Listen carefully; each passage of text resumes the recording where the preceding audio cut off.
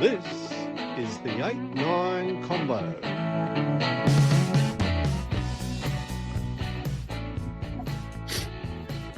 This is the 8-9 Combo. I'm Brett McKay. This is Harry Jones, and this is the Weekend Post-Mortem. Hello, mate. Another big weekend of rugby behind us. How's it, man? Have you seen some British people walking around in your country lost? Yep. Yeah. No, When no, is they the knew where they were main going. flood coming in? Because I heard these things about 45,000-ish people coming into Australia. Look, it looked to me that there were significantly more Lions fans and more blocks of red in Adelaide on Saturday night than there were in Canberra on Wednesday night. So I suspect we've had another wave have lobbed into Adelaide this week. I expect that there'll be a bigger wave lobbing into Brisbane in this week to come now. So there'll be people that just come out for the 3 tests. So it's sort of been growing and growing, but there'll be a big difference this week. I'm quite expecting when I get up to Brisbane later in the week that it'll be everywhere, basically, which I'm kind of looking forward to. Yeah, what I keep hearing from those people that are there is the same thing I felt, and then I felt like I was ridiculed by Australians. I said they kind of like Adelaide, and I had the same feeling of I like this place, but when I'd say that to people in Melbourne or Sydney, they would scoff at me like, It's a bit of an Australian thing to sort of talk down Adelaide. I quite like Adelaide as a city. In my former life, I spent a lot of time over there for a small about city, 18 months, and it's for travelers, very similar to like Canberra in a lot of Cardiff, ways. where you're going to. There's places in the world where they're kind of a city, but it's small enough where as a visitor, you're not really intimidated. You can just kind of find yourself. Whereas Sydney's a large animal, Yeah, exactly. No, I quite like Adelaide, and it looked fantastic at the Adelaide Oval on Saturday night, which we'll rip into in just a moment. We're very much in Lions tour mode for the weekend's post-mortem, as we know. We'll rip into all the big moments from and all the big results from another big weekend of July internationals, including the New Zealand reaction to France that we all expected after the first test, and South Africa completed their sweep of Italy in pretty emphatic style. But before any of that, mate, can you please explain why or if subscribing to the 8-9 Combo helps people's morning coffee taste sweeter?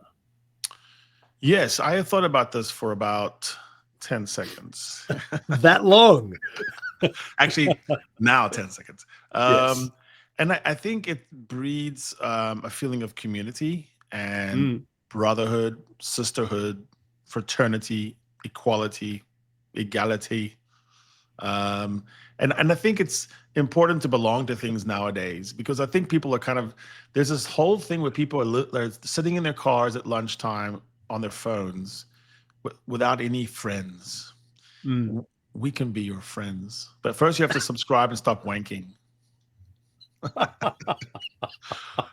Can make you feel all right. That's as good an explanation. I'm not quite sure what that has to do with morning coffee, but it's a great explanation either way. So if you are watching us on YouTube, hit the red subscribe button down there in the bottom corner. And if you're listening to us on any of the podcast platforms, Apple, Spotify, whatever it happens to be, hit follow, hit like, hit subscribe, whatever it is on your platform of choice. And make sure you don't miss out on anything, and turn your notifications on. Turn notifications on everywhere to make sure that you don't miss anything. Lions Tour of Australia, mate. The 5th tour match was in Adelaide on Saturday night. It was pretty emphatic in the end. The Lions beating the AUNZ Invitational 15-48-0 at the Adelaide Oval. What is your 1-minute match summary?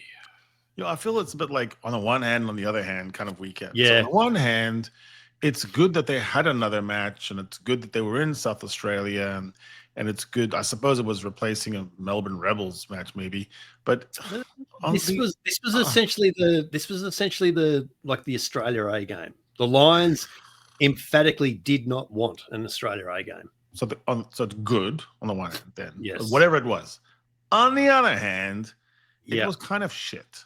And it was rubbish because it didn't seem like most of the people in the spectacularly jerseyed AUNZ team were really into it. I just felt like some of the players were really actually not into it, which is not often you feel that.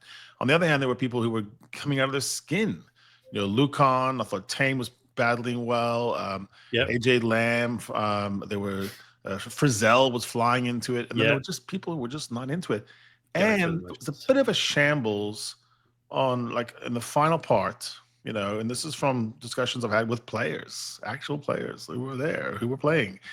They didn't really know what positions they were playing for the final 20. and that showed. Kind of looked like that. Yeah, it kind of looked like that. Wait, are you 15? I'm 15. No, he's 15. Like, there was too many 15s and not enough 10s. We've got 4 fullbacks.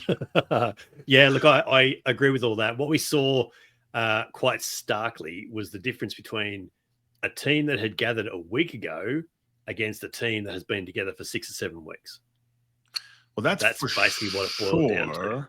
I will say this. It's hard to judge a team like the Lions when they run into opposition.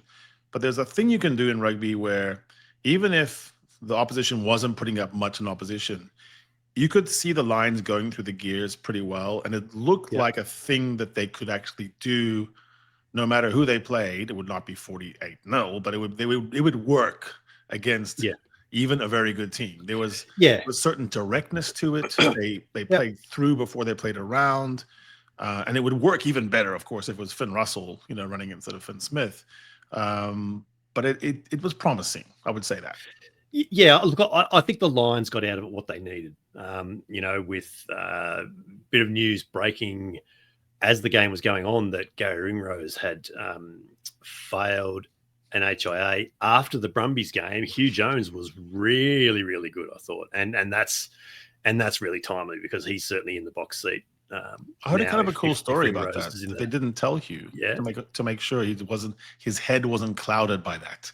So they hadn't told him the Ringrose news. Yeah, that's cool. So they just kind of went in fresh, and it turned out that Hugh Jones looked really good, and he's going to have to look good. Yes, he is. The other person they were probably very happy about is in this revolving chair of fullbacks that Hugo Keenan was a live wire. He was very fleshed out. That move he made to run across the sideline and then trigger that quick line out was such a good someone really in the moment and ready for the moment. He wasn't looking for someone else to say something or have a call. And Charlie Morgan and I were chatting a little about this. It's some of the play made the loose trio even more difficult to pick. No, I agree with that because everyone keeps raising their hand. Morgan was really good, wasn't he? Ben Earl was good. Ben Earl was good. Van der Fleer comes on and is industrious yet again. Yeah. So it's a good problem to have, I suppose, but it makes predictions difficult. I sort of feel like you could gather, 4 or 5 guys who can cover 7 and 8, certainly, in a room, and you could just sort of throw 3 jerseys up. Wherever they come down, that's what we'll run with. Yeah, I can go with that. Interestingly, I thought that the Lions bench, Alex Mitchell, particularly the backs, Alex Mitchell, Marcus Smith, Owen Farrell, kind of looks a bit testy. Dare I say it? Good testy? Yes, good. Yes. Look, I still think Marcus Smith is going to do things that Finn Smith can't. And Marcus Smith is going to give you fullback cover. You can shuffle things around. You've got the midfield covered as well. But Farrell coming on in the last minute, and he played 12 for the last 10 minutes, basically. There was just an extra piece of solid about that back line when he came on. I won't be surprised at all. I do think he's insurance. I don't think he gets in the first test, but he's definitely no one's going to be hesitant if that's the way it goes. It's a bad first test or there's an injury. I would say, to me, what I've been thinking about what the right shape is and trying to ponder this. And I think they have to not worry so much about being Jackals. I think they have to worry about the Jackals. So I would think they should kill the Jackals with guys like Ollie, maybe a bastard like Tom Curry. If you watch the Ultimate Test on YouTube, you will not like Tom Curry very much. He interrupts the coach. No, he won't stop talking. He's just, a pampered fool from some posh school. And as Charlie was talking to us about, if he wasn't playing rugby, he'd just be some ne'er-do-well living off his dad's money, opening up companies. He's just that guy. But he's proper. he's antagonistic, and I think that's better. And then I think in the final part of the match, then you bring on the Henry Pollocks and the Josh van der Vliet. I kind of think that they should just do a big pack that's about 50% English and just try to blow people off, because that looked really good when they were blowing and going. It did look good. It's looked good all through the tour when they've just bashed the line. And then Finn, and then go, Finn, do something. And he always does something good. Yes, yeah, that's fair. Well, on the other, I agree with that. On the other side of the contest, I don't think there was much gain, but certainly Lukan Salakai-Loto was really good. Any others? I know you would be raps on the way Tane Edbed looked, and he looked like he had time on the ball, which is great to see. In a hell of a match to look like that. I mean, yes, you're getting nilled and your forward pack is mostly uninterested. Let's see. Well, I thought Pete Samu was good. I think the two of those. I think Lukan and Pete Samu were probably the only bright spots in that pack, to be honest. Yeah, I kind of hoped there would be more. I suspected there might be more. Frizzell was good too, but had his moments. The locks. I mean, Blythe, I thought was, like I said, he had stone hands. He just looked worthless. I was not happy about that. It's like, and it's real. Like it's a real show. It's not at all surprising that that's the result. And it's not at all surprising, given what I said earlier about 1 week versus 6 to 7 weeks. None of that is surprising. I said to you in a chat group, I don't know what I expected out of this game, but I'm quite sure we didn't get it. And there's a real sort of, I don't know, uncomfortable feeling of like it's a bit of it was a letdown, no doubt. And the great shame in that is that, like, I think the concept is great, and I would love for the concept to continue if it's possible, but results like that don't help its cause at all.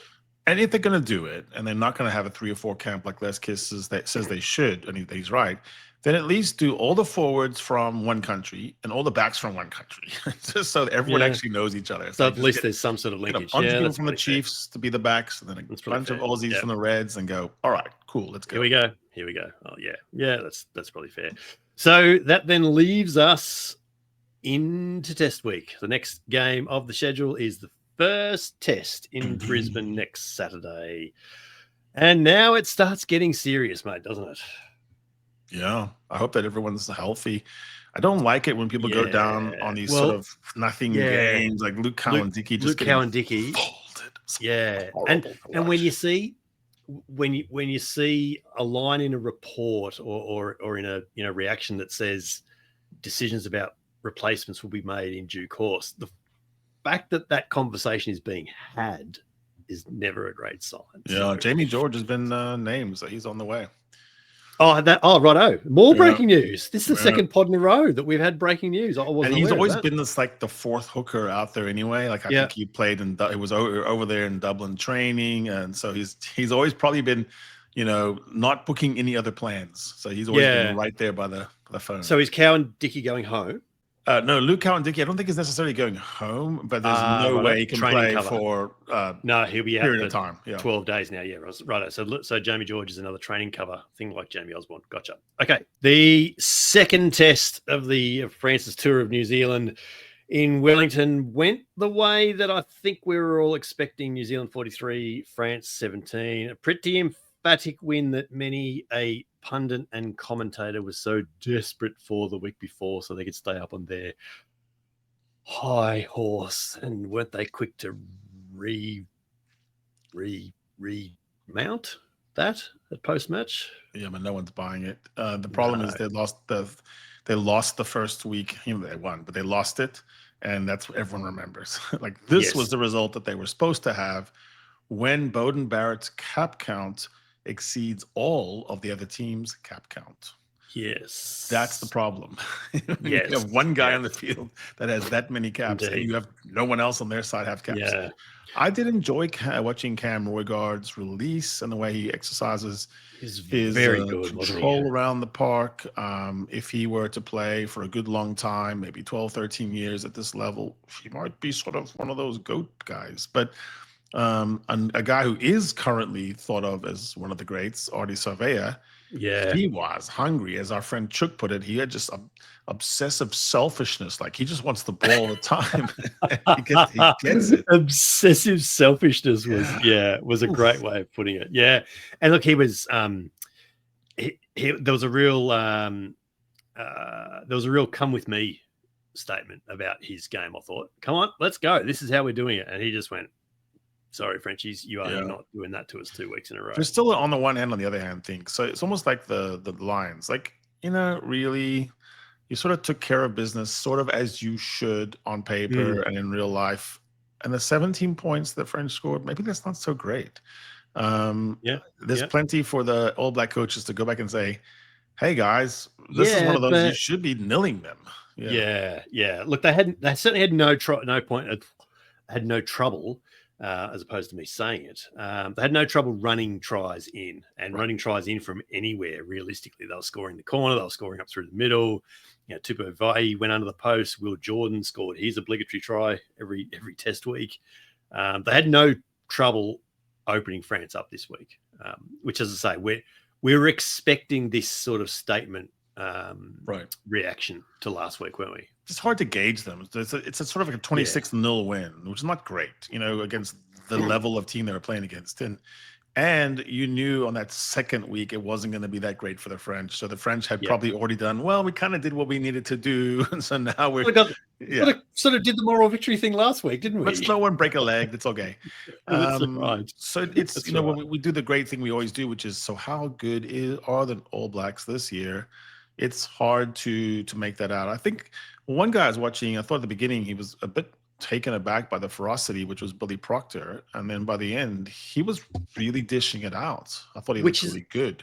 Which is a little bit surprising because he was really good last week. Like, just looked like he'd played 40 tests at outside centre. And you're right. He started. They just caught him early, and it was pretty very hard. Good. By the end of it, he was, he was making crucial steals and turnovers and setting up so much. So I think that's the value. I think the value is when you're All Black coaches, you go, hey, here's a young guy. He's coming into the fold. Is he a test match animal? The other one is the big Dutchman. He looks like a thing. He looks like a proper player. Timothy Tavatavanawa off the bench looks pretty handy as well on debut. He's a scary fella. But, that big lurch-looking guy, he doesn't look Fabian Holland, you talking about. Maybe he's the second coming of a Brody Mortalic. He always looked a bit lurch-like as well.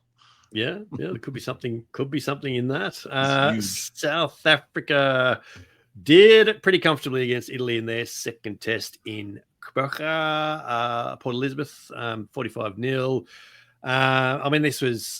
This was the Boks at their innovative best. I counted 2 tries from midfield line-out lifts, for tries either side of half-time.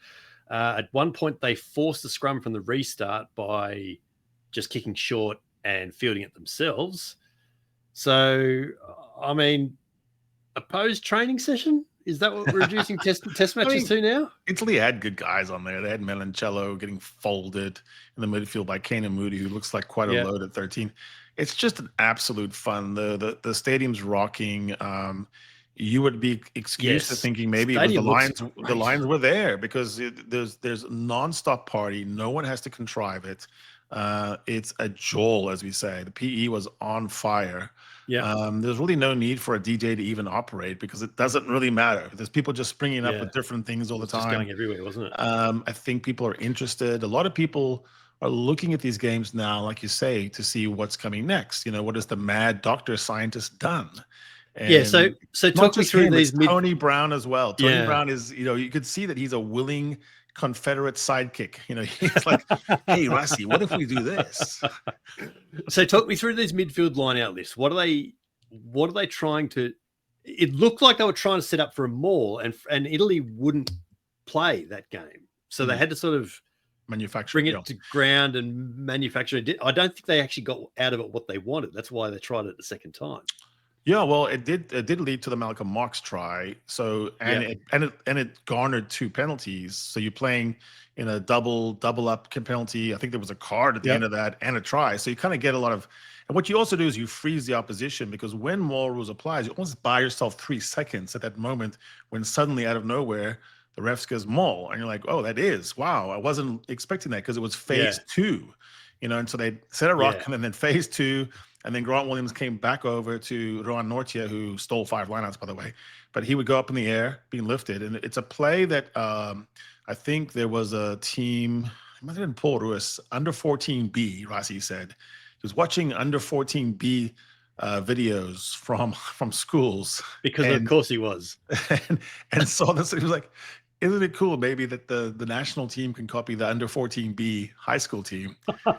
And there was nothing wrong with it. Jaco Paper did the research and said, well, you could do that. I mean, there's nothing really preventing you. I mean, someone could now do it. They could say, hey, they shouldn't do that. But if you lift someone to catch a ball, then arguably you have created the situation for a maul. If you come down, they have to sack you right then or not.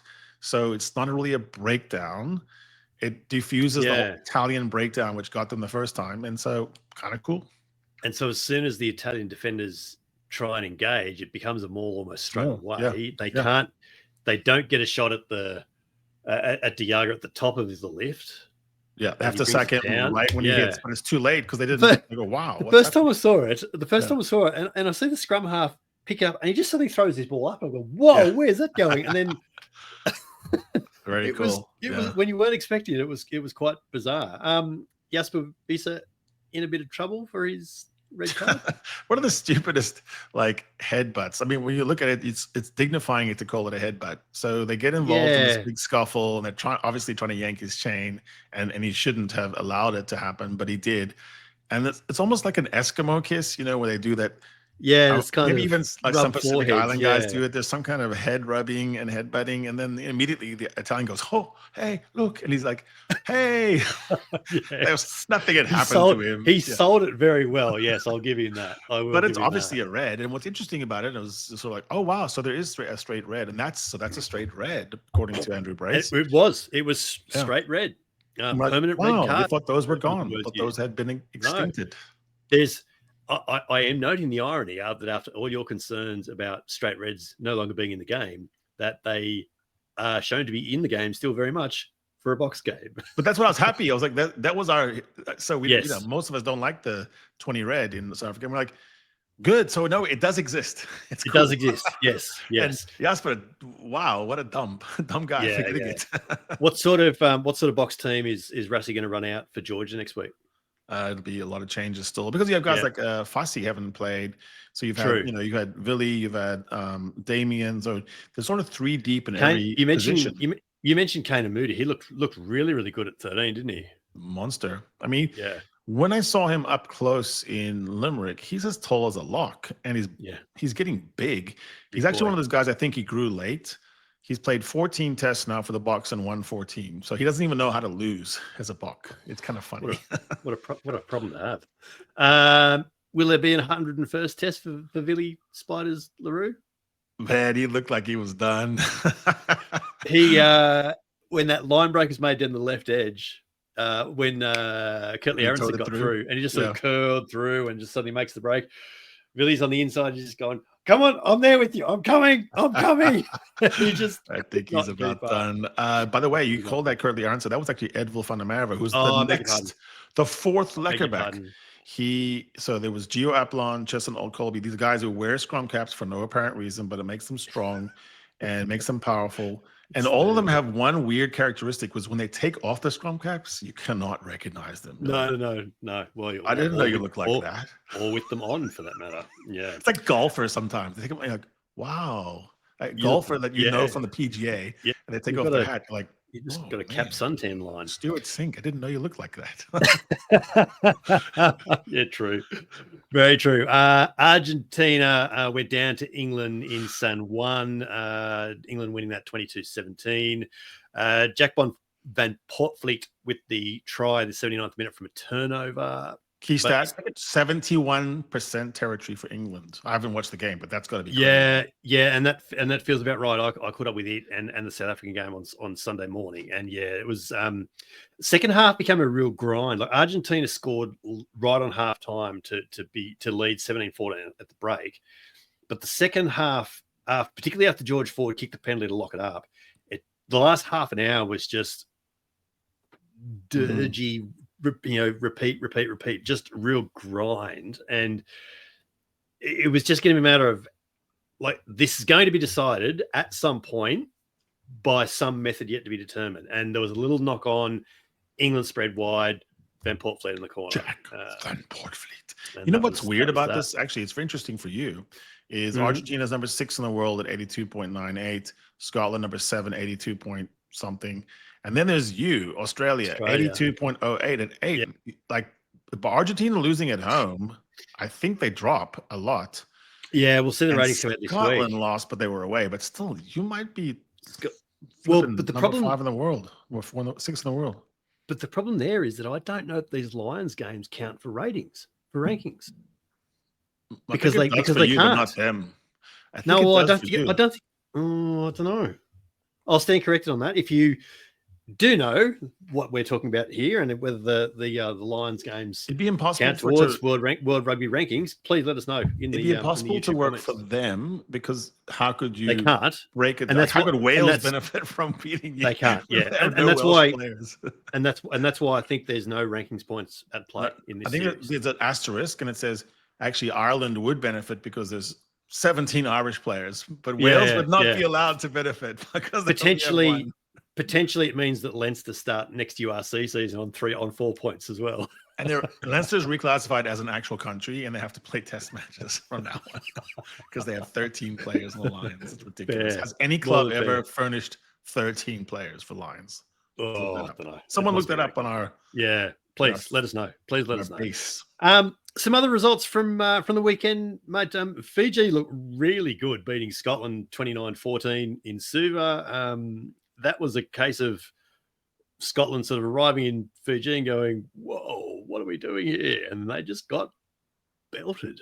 There was a few of the Scottish guys looked all right. Tom Jordan looked all right, but they just looked well beaten.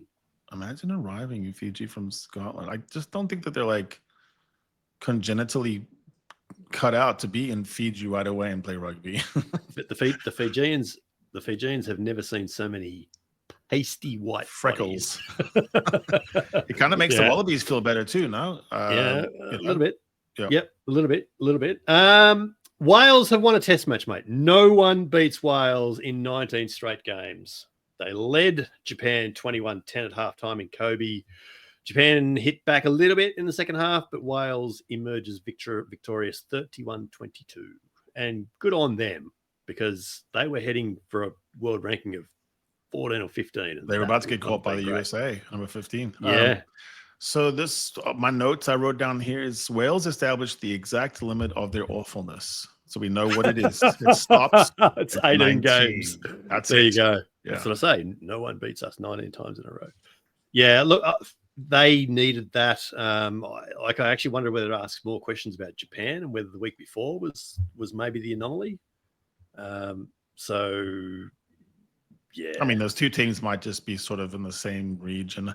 I think there is, when I look at these rankings, and I just did that right before this, they do clump now in nice little clumps. Like, England's kind of alone, actually. But the top 4 is clumpy. Then there's 6, 7, 8 that's clumpy. And there's another little tier, and there's it breaks. And then you have Spain and USA that are right next to each other at 15, 16. Yeah, that's it. Belgium's beaten Canada, I can see, 25-18. Ireland beat Portugal 106 points to 7 in Juarez. They led 54-0 at halftime. That's horrible. Portugal scored in the 53rd minute, but Portugal conceded a penalty try in the 82nd minute. What kind of sadistic bastard of a referee are you if you're still handing out penalty tries in a 100-point game in the 82nd minute? I mean, come on. Must have been a French referee. I mean, no one else would have that kind of heartlessness. That's ridiculous. It is. That's cold. Well, it is low. I'm going to find out who the referee was. That's insane. That's crazy talk. Anything else to wrap up this weekend, Matt? I think we've got a hell of a weekend. It was great fun. Penalty tries. Yeah, it was. It was a fun weekend, and it starts getting awfully serious from here. Make sure you are subscribed to the 8-9 on YouTube so that you don't miss the latest 8-9 Tap and Go. It's our new early week, short, sharp thing that we are sort of still trying to work out how it works, but we're actually quite enjoying it, and it went down really well last week. So we're gonna keep doing those. Guess who's coming on the Tap and Go this week? Oh yes, we're having a guest on the Tap and Go. So that's what I mean. We are making this one up as we go. A guy who knows more about the lines than anybody. All he does is lines. It's gonna be yes, great. Yes, and he's doing that in the middle of the night. So tell us what you think as well by following Harry and I on the socials in our usual places at Harry Baldy Jones and at BMC Sport. You can find the 8-9 Combo on the socials, on Twitter, on Blue Sky, obviously on YouTube as well. And you can leave us a comment on Spotify as well. We'd love to hear from you. We like shares, we like ratings, we like reviews. So please do that as far and wide as you can. This is the 8-9 Combo, the short side set piece combination you didn't realize you needed in a rugby podcast. I'm Brett McKay, he's Harry Jones, and we will be back in your ears in a few days' time when Lee Calvert from the Blood and Mud podcast joins us for another great rugby chat. Please come play with us. Here goes Jones with another bruising run. He links up with McKay, who pops back to Jones. They can't. They won't. They will. What a try. The Dream Team Combo go in again.